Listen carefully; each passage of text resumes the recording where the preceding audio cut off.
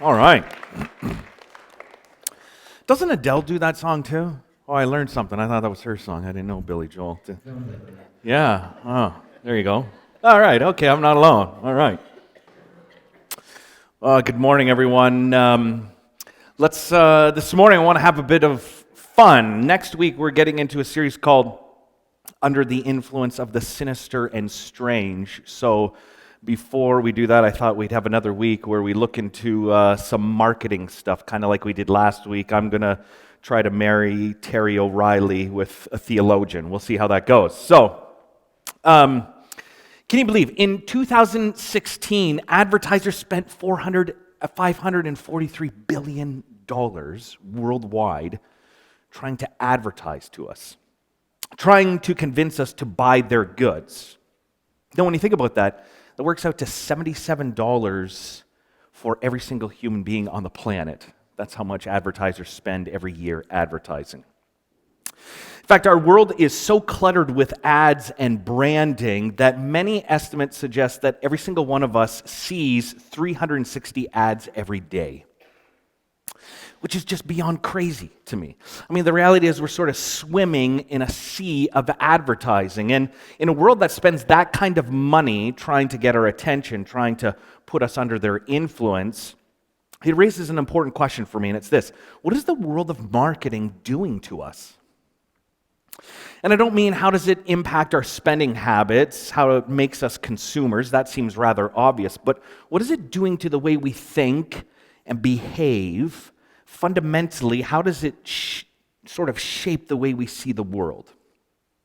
Well, what I've come to believe is this: we're so bombarded with branding and advertising that we've actually internalized marketing practices as a way of life. We're swimming in a sea of advertising. We've come to see life, we've come to see our very selves through the lens of marketing.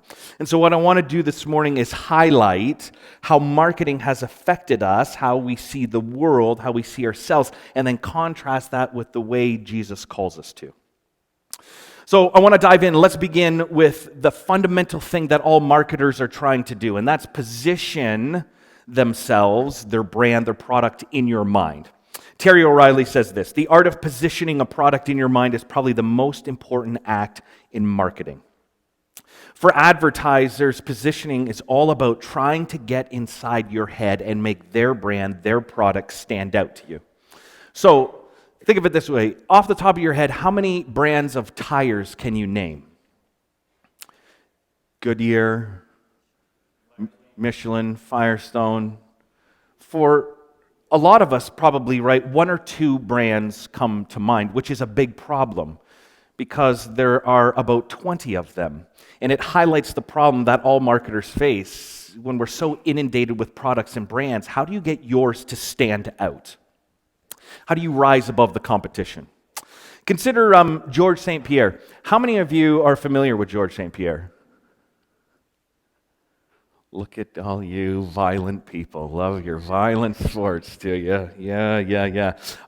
My Kristen, she can't stand violence of any kind, and yet she has an affection for him. I can't understand why. It's interesting to me. Now, George St. Pierre, when he became the UFC welterweight champion, he's a mixed martial artist, a violent fighter, you could say. When he became the welterweight champion, he wanted to leverage how popular he had become and use that to profit for himself. He wanted to gain sponsorships and advertisements, but George had a big problem. See, most companies see the UFC as a blood sport. It's way too violent. Nobody wants to attach their brand or their product to somebody who gets in a cage and punches people and does bad things to them. Very few people wanted George to be the spokesman for their product. He was just another fighter. But George St. Pierre did something interesting. He hired the ad agency Sid Lee to help him cultivate his brand, and they came up with a fascinating strategy. What Sid Lee did was position GSP not as a fighter. No, he's not a fighter. What he is an elite athlete. And they began to market him across all these channels as not a fighter, an elite athlete. He's in the same ranks as Peyton Manning or Derek Jeter or Tiger Woods, Sidney Crosby. And it worked like a charm. St. Pierre's endorsement deals, they doubled in 14 months. Not only that, he was getting paid large sums of money from them. Gatorade signed on, Under Armour signed on. And all because what they did is they took GSP and took him outside of being a fighter and placed him at the top of the ladder of prestigious athletes. They placed him in the upper echelon of athletes, and it paid off for him big time. They positioned him in a very different way. Or consider this band. Some of you probably haven't heard of them. They were big back in the 1960s, but they did something very interesting. They arrived in the scene late in 1964. They named themselves the Beau Brummels. And their choice of name was not random. You see, they kind of looked like the Beatles. They kind of sounded like the Beatles. In fact, they even had a hit record. But the name, the Beau Brummels, was strategic because it happened to put them directly next to the Beatles in record store bins. If you think about it, Beatles, B-E-A-T, sits right next to B-E-A-U. And their strategy was fascinating because what they counted on, and it worked, is that when people rushed to get the latest Beatles album and found it sold out, the very next thing they would touch would be the Beau Brummels. Fascinating. It was the case of perfect positioning. Again, as Terry O'Reilly says, the art of positioning a product in your mind is probably the most important act in marketing. And I would say this, because we swim in a sea of advertising, I would suggest what we have learned and absorbed is the same message about ourselves. We have learned that the art of positioning ourselves is the most important act in determining how other people see us, how we obtain status, respect, privilege. We've come to learn that how we position ourselves eventually defines us. And so our identities, over time, they become more about how we position ourselves than they do with the content of our character. Our identities, in fact, become synonymous with the positions we take in life. So what is your position in politics on this specific issue, on that? How do you position yourself? What is your position? We've taken from the marketing game this: our position and our identity eventually become synonymous. And what is more, the way we position ourselves in life becomes our path, our route to social power, social esteem, prestige within our social circles. But in the world of branding and advertising, it's not simply how you position yourself, it's actually about your ability to reposition your competition. So what a lot of brands spend a lot of time doing is trying to disable the competition. I think Avis has a perfect example of this. In the 1960s, Hertz was the number one car rental company. So Avis wanted to steal market share from Hertz. So they had a very interesting strategy. They decided to reposition Hertz like this. Consider this advertise. Avis is only number 2 in rent-a-car, so why go with us? Because we try harder. Which was a brilliant message, because what they were saying, the real message was, Hertz is number 1, so they've stopped trying. Go with number 2, because we try harder. Or this next one, another Avis ad said this: we can't afford to make you wait. And the real message is this: because they're number 1, they can afford to do whatever they want, not us. We'll work harder. We can't afford to make you wait. It's classic repositioning. And so what ended up happening is they gained 35% of the market share by positioning themselves as number 2 while cutting down number 1 competition. Or Tylenol, perhaps one of the biggest ones is what Tylenol did to aspirin. Aspirin was like the leading painkiller for 70 years, but they had a small problem. For a small group of people, it caused bleeding in their stomach. So what did Tylenol do? They advertised to that effect. For the millions, a little hyperbole there, who should not take aspirin. Why? It'll make your stomach bleed. And it was brilliant on 2 levels, because if you had stomach issues, you would naturally stay away from aspirin. Everyone else going, well, I don't want to take that risk. And what happened? Nobody gets aspirin anymore. We all get Tylenol, right? They became the number 1 brand of painkiller. We see this all the time in marketing and advertising. The most famous one is probably, of course, the Mac and PC commercials. Mac altered the perception, right? If you own a PC, that's the computer of nerds. As Terry O'Reilly notes, there's one irrefutable fact in marketing. If you want to grow your business, that business has to come from somewhere, namely your competitors. And I would say this, it works much the same way in our social worlds because we tend to believe that power, prestige, respect is sort of a finite resource. It has to come from somewhere, and if we're going to get it, a lot of times what it means is taking it from other people. In the world of marketing, they call this repositioning. In social worlds, we call this gossip. Gossip. Gossip is really just a way of repositioning other people in their minds. And it is fascinating to me how often I do this. It's become for many of us almost an unconscious response. What I want to do is this. I want to teach you this morning how to gossip. You probably don't need to know how. It comes instinctually to us. But sometimes when you break down the anatomy of something, it becomes fascinating. So how do you gossip? How do you reposition someone, lower someone else in the minds of others? 3 simple steps. First is this. Point out an unspoken standard. I'll use myself as an example because it'd be weird to actually gossip about one of you here. But I told you a couple weeks ago that my friend Riley thinks I'm emotionally distant. So if you wanted to gossip about me, it's very, very easy to do. Very, very easy. Here's what you do. You start with a question. Brad's a really nice guy, but have you noticed he's a little emotionally distant? Boom. You have set the ball in motion. Because what you've done is just repositioned by setting up a standard. What you've done is what Tylenol did to aspirin. You've set a standard that says being emotionally distant is unacceptable. Being emotionally available is the standard we should operate by. And then the next step to gossiping is to simply let your dialogue partner fill in the blanks. So, Brad, you notice he's kind of emotionally distant. Just back off at that point, because what our brains tend to do is then they go searching for evidence.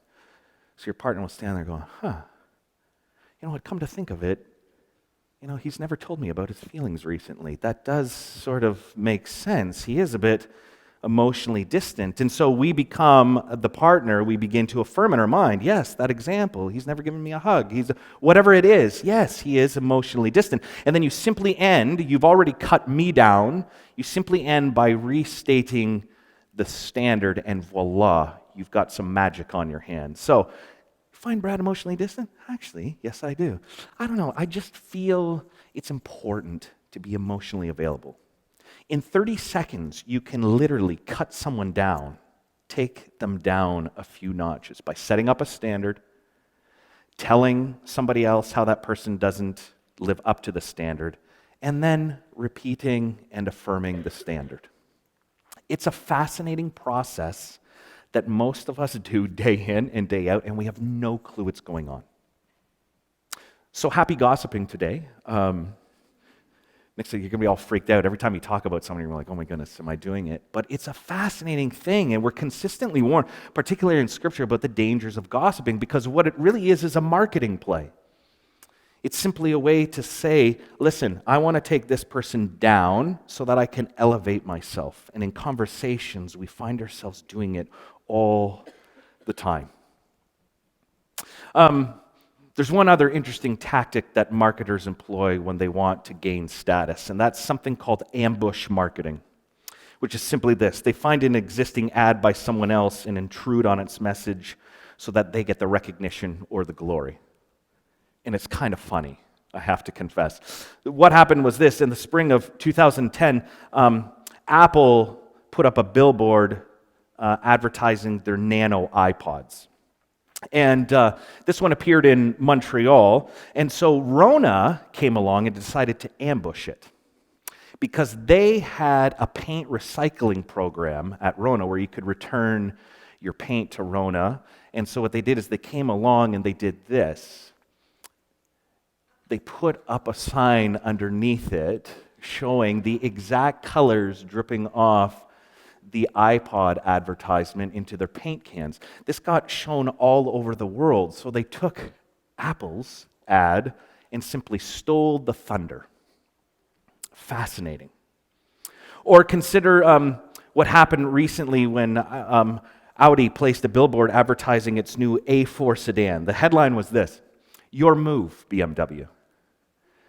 And so BMW very quickly erected their own billboard with their own car, which said this: "Checkmate." It's kind of brilliant, right? They saw a story being played out and said, we can jump in and steal the glory, the thunder here. But my all-time favorite was an ambush move by Virgin Airlines. Back in 1999, who's been on the London Eye? Anyone been when you're in London? It's marvelous, right? It's a great thing. The London Eye was set to launch in 1999. It was a momentous occasion and was sponsored by British Airways. And so on the launch day in 1999, British Airways, they had assembled the whole, like a vast media conglomerate had descended on London to cover this big moment. But they ran into a technical problem that morning. It prevented the giant wheel from being erected. And so there was this 7-hour delay while the media waited, while they were trying to get the London Eye up and off the ground.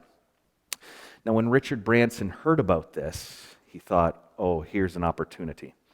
So within a couple of hours, he put a blimp in the sky and had this sign put on it: "BA can't get it up." Come on, that's funny. And so the marketing, the media world is waiting for an event to happen, and they can't get this wheel up. And Virgin comes along and says, let's play on this a little bit. It totally stole the show. Instead of everyone thinking about British Airways, they were enamored with this sign floating above London. Brilliant. What advertisers like to do is intrude on and steal the thunder from other companies, which I'm sure many of us can relate to. If you've ever been in a group of people and told a story about someone or something and had somebody jump in immediately after you with a better story, you know all about ambush marketing, right? Have you ever done that to someone? I got to watch myself how often I do that. I was just with my brothers on Friday night, and my brother was telling a story about Arizona, which I've been there. And I caught myself while he's telling the story, just standing there go, "Are you done so I can tell my better story? Are you, I just want to, can you finish because I got a better story?" And we do that sort of thing all the time, right? And what is that really doing? It's a way of ambushing somebody's moment, somebody's story, and elevating ourselves by stealing it from them. You know, in thousands of little ways, we've become trained at the fine art of elevating our own personal brands over others. You say this, I think we're sort of swimming in a world of marketing and branding, so we intuitively understand how we can position ourselves in order to gain more power, more privilege, more respect, status, esteem from others. We instinctively know how to reposition other people, how to intrude on other people's stories. We instinctively know, right? Marketing has taught us to buy. But what it's also done is taught us how to manipulate ourselves and see ourselves as a brand, as a product, essentially, that we're trying to elevate. Marketers are obsessed with positioning their products above others, and I think one of the perpetual struggles we have as human beings is that we're constantly trying to elevate ourselves above others as well. It's all about positioning. And it turns out, right, Jesus was incredibly concerned about positioning as well. In fact, in the world of marketing and branding, the name of the game is this: how can you stand out? How can you become more noticeable? How can you differentiate yourself from everyone else? How can you knock your competitors down a peg or two? But in Jesus' kingdom, in his world order, it works in the exact opposite way. Consider this passage, one of my favorites from Philippians. Paul here, he's trying to articulate Jesus' position in the Godhead. An explanation of the Trinity, we'll talk about that later in the spring. But consider this passage. I find it to be absolutely remarkable. Do nothing out of selfish ambition or vain conceit. Now remember, this is the fuel behind every marketing campaign This is the fuel behind personal branding. It's the fuel behind gossip, the fuel behind how we choose to frame ourselves. But he goes on, each of you should look not only to your own interests, but also to the interests of others. Your attitude should be the same as that of Christ Jesus, who, being in the very nature God, did not consider equality with God something to be grasped, but made himself nothing, taking the very nature of a servant, being made in human likeness. What we learn through this passage is that even though Jesus has elite status, he empties himself, makes himself nothing. In the Christian tradition, this is what we call kenosis, which means emptying out. When it says Jesus humbled himself, the word is kenosis. It's an emptying. It's a distinctly Christian practice of intentionally moving on a downward path from power and privilege to servanthood. And what this practice is designed to do is to empty us of all the things that our ego rests its identity on. In Christianity, the idea of servanthood captures sort of the manifestation of kenosis. Kenosis means serving, to take the role of a servant. You see this again in John chapter 13. This is at the Last Supper. Jesus is about to make a demonstration. Jesus knew that the Father had put all things under his power and that he had come from God and was returning to God. So he got up from the meal and took off his outer clothing, wrapped a towel around his waist. After that, he poured water into a basin and began to wash his disciples' feet, drying them with the towel that was wrapped around him. Jesus, in a position of power, given a position of power, eschews it to play the role of servant. It's marketing and branding in the exact opposite direction. You say this, Jesus comes to replace moving above and beyond with moving below and beside. I think the closest parallel, because we don't get servanthood idea, I think the closest parallel would be going to a restroom and finding a celebrity being the bathroom attendant. Have you ever had that experience, a bathroom attendant? Do you know what I'm talking about? I've only had this once in my life. Chris and I, we were at a resort, and it was kind of swanky or whatever, and we were sitting down to dinner, and I went to use the washroom, and there was a bathroom attendant in there. If you've never had this experience, it's fascinating. It's a little disconcerting at first because there's just a guy just standing there while you do your business. But when you're done and you go up to the sink, he turns on the water for you. And then you wash your hands. He puts the soap in. He gets you something to dry your hands. And so he did that, and then afterwards he's like, would you like some mouthwash? Yes, I would. So I took some mouthwash, gargled, spit it out. He's like, how about one of our many colognes? Well, this is good. So put on some cologne. I don't even own cologne, so this was a big deal to me, and I was feeling pretty high status. Came back to the table. Kristen's like, oh, you smell good. I'm like, oh, yeah, you should see what they got in the bathroom there, bathroom attendant. She's like, did you tip him? I said, no. I said, no, is that supposed to happen? She's like, you have to tip a bathroom attendant. I felt so horrible. I hadn't tipped the guy, so now I had to plan to make another bathroom visit so I could tip the guy. So I went back like 15 minutes later. He said, yeah, back again. I said, small bladder. So I pretended to use the bathroom and then went back again and kind of did the Dumb and Dumber thing, kind of pulled out my money, gave him a tip. The world was right. But Chris and I were chatting about this after. Is there any more demeaning job than standing all day in a bathroom while people do their business and then helping you wash your hands, helping you freshen up your breath? I mean, it's sort of what we would consider a very low status job. And the fascinating thing is that this is exactly the sort of thing we see Jesus doing here. I've got power, I've got status, and I'm going to take on the mantle of bathroom attendant. And this is what Jesus says, this is the path to follow. The kenosis path of emptying ourselves from what our egos rest on. It might be one of the most difficult things in the world to do. Because we have these sort of neurotic anxieties, don't we? I don't want to move downward. I think the truth is we all thirst for attention, right? We want the applause. We want the accolades. It's hard to step out of the limelight and sort of willingly go and be unnoticed, unrecognized. I think all of this pushes us towards a question Henry Nouwen once asked that I love. Is this: who am I when nobody pays attention or says thanks or recognizes my work? In the world of marketing and positioning, if you're not noticed, you're a nobody. And that answer stings, right? None of us want to take on the form of a servant. We don't want to be a nobody. I want to be a somebody. And so we resist this downward sort of self-emptying path of kenosis because it runs counter to the air that we're all breathing of marketing and branding and trying to set ourselves up apart from others. So what I want to do this morning is this. I want to finish up with talking specifically about what I think this kenosis path looks like for us.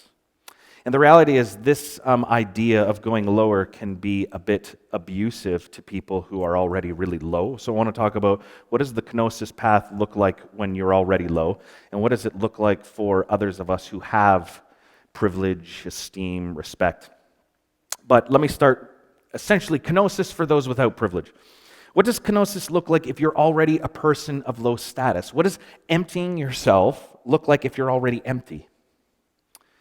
How much lower do you have to go? See, the problem throughout Christian history is this idea has been used to keep low people low. We all know what it shouldn't look like. We don't use kenosis, or we never should use this idea to justify telling already low people, marginalized people, to stay there. But Sarah Coakley, fascinating author, she did a work called Kenosis and Subversion. And she says this: for those without privilege or status, kenosis path is this: it's emptying yourself not to go lower, but in order to rise.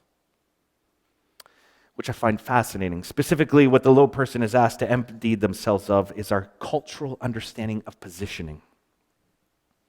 Because all of us carry a sonar in our minds. We understand how culture is set up and positions us. And so we're called to rid ourselves of the toxic ways we've internalized how culture understands our position in life. Because a cultural positioning system is sort of downloaded into us. It tells us this is what gives you significance, this is what doesn't. This which means success, this means failure. This means you're worthy, this means you're unworthy. The emptying of kenosis is the practice of becoming indifferent to it all. Emptying it out, spewing out, dying to the cultural positioning system. And so, for those of us here this morning who might feel that you deserve to be at the bottom because you feel maybe you're insignificant, or maybe you feel like you're damaged or unworthy, the call is to empty ourselves of the ways we've internalized and come to believe cultural positioning systems. And I think a lot of this is done in prayer, allowing ourselves to be emptied of that anger, because if you're angry about your situation in life, it still means you kind of believe the way culture positions you. And it's the call to empty that, stop believing the lie, rid ourselves of the bitterness, the cynicism, the anger, because to hold on to those things is simply a way, it affirms our cultural positioning system. And so we work to empty ourselves of that. But what about kenosis for those of us who are privileged? We have a bit more power, status, respect. I want to give you a series of questions that might help on just a practical level, help us understand what it means to lower ourselves even just slightly. Well, first it would be this: how interruptible are you? I've talked about this at Nexus once before. Interruptions are a nuisance. They threaten our agenda, our way, our plans. Because the reality, I think, is this: to be the kind of person who embraces interruptions in their day is the very definition of taking a low status position in life, right? The people who do interrupting are essentially, even just momentarily, if someone interrupts you, what they're saying is, my status, my agenda right now matters more than yours. And that's a hard lesson to learn. To be interruptible is to take a low status position in life. And we see this all the time in Jesus' life and ministry, right? He's walking along, people calling from the margins, and you see the disciples all the time. They essentially, shut up, go away. And Jesus is like, no, I can be interrupted. And so Jesus makes room for others who, for even just a moment, put their agenda ahead of his. Or how cheerful are we? How uncomplaining are we? Generally, what I found is this: complaints run downhill, right? High status to low status. People who are high in status, they're the ones who do the complaining. I've got an issue, and because I have status, I want someone to fix it. That's what a high status person often does. I'll do the complaining. But to be cheerful and uncomplaining, whether it's at work, with friends, that signals, okay, I'm low status. I have servant status. Or what about this? Are we willing to admit error and mistakes? On the opposite of the end of the spectrum, apologies typically flow uphill from low status to high, right? One of the things I've noticed about Zoe in particular, she just turned 5, is she apologizes a lot. And I started counting how often she apologizes compared to how often I apologize, and it's a vast difference. Every time she even sees me scowl, sorry. Why? Because I think she instinctually understands she is lower status, and lower status people are quick to apologize. They're quick to admit mistakes. How quick are we to admit our mistakes, admit errors, and apologize? Pride for us high status people gets in the way, right? Or what about this? Do we dress in a way that signals high status?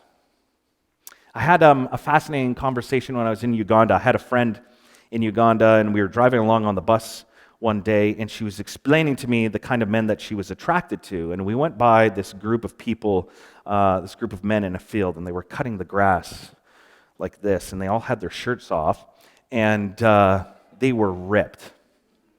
And I said, so, what kind of guy do you find attractive? And she said, no, not the ripped people in the fields. I'm not attracted to them at all. So, what?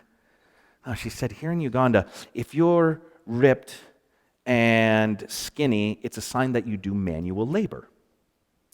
And that's a sign of low status. So the kind of men I'm interested in are larger men. Like, why? It's like, because that means they don't have to work. They can sit around. I was like, well, that's absolutely fascinating to me. And it got me thinking and helped me realize how oftentimes appearance can be a signal of status. And let's be honest, right? I don't want to make too many of us uncomfortable. Some of us have to wear certain things at work. That's just what's expected of us. That's not what I'm talking about. Outside of that, we can be tempted, I think, into dressing certain ways that signal we're high status. And I think one of the things is this: to be comfortable in modest, comfortable clothing, less expensive clothing, it signals I'm okay being lower status. I'm okay if I'm not seen as someone who's high. Or what about this? Do we speak in ways that signal we are high status? I have 3 brothers. My oldest brother is a Mennonite pastor. My second oldest brother is a professor at UVic in political science. Then there's me, pastor. And then my youngest brother sells salt. And when the 4 of us get together, we have a great time. But as you can imagine, with an atheist professor and 2 pastors, we oftentimes have spirited conversations.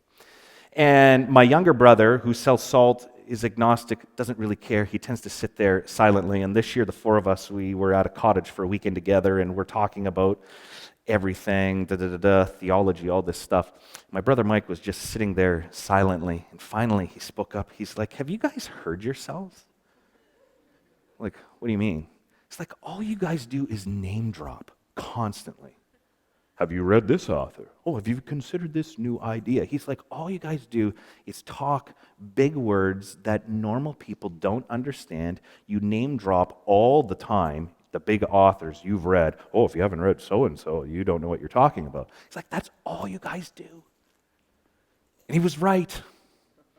There's a sort of vying when you're around other people that oftentimes we can use our language as a way to signal we're high status. We're not among the uneducated. And we saw this, right? You know where? South of the border. Part of the appeal was he just talks like he's grade 3 vocabulary.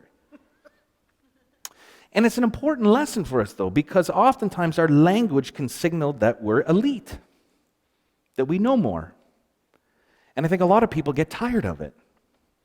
Like, stop pretending you're higher than you are. I think we can use language as a weapon and make people feel small because we use our big words, our big ideas, philosophical ideas. Nobody has a clue what we're talking about, but they sit there going, oh, that person's intelligent. It was a huge lesson for me listening to my brother. He's like, you just seem so arrogant when you name drop authors and use big words. I was thinking if he was here this morning, he would have been like, are you kidding me with the kenosis word? Like you couldn't have found something else for... I apologize. I had to sneak that one in. But it's like, stop it. How often do we use our words, our ideas, to indicate that we're higher status?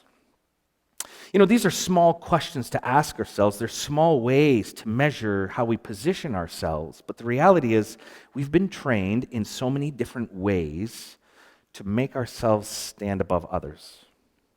But to pursue the emptying path of kenosis as Christ did, it means rejecting the positioning system of our culture. And there are myriads of ways to do that, right? But it means practicing becoming indifferent to how our self-concepts have been shaped and defined by our culture, whether that's for good or ill. But swimming in a sea of marketing and branding, we've been taught this is how you position yourself. This is how you craft your identity so that you're close to power, so you're close to prestige. We've inhaled the air. And so Jesus calls us to something radically different, away from the path of status and elevation and towards kenosis, where we empty ourselves. To empty ourselves means this. It means finding ourselves in the end, remembering our value is not found in our position in life, but in the divine image within us. And anything that tells you otherwise is a lie. And so, my charge, you could say, this week, this month, this year, is may you come to know in ever deeper ways that the way up really is down. So, I'm going to ask the band to come and they're going to do the closing opening number, but maybe we'll do some questions and then Murray's going to close us in prayer, but we'll get the band set up.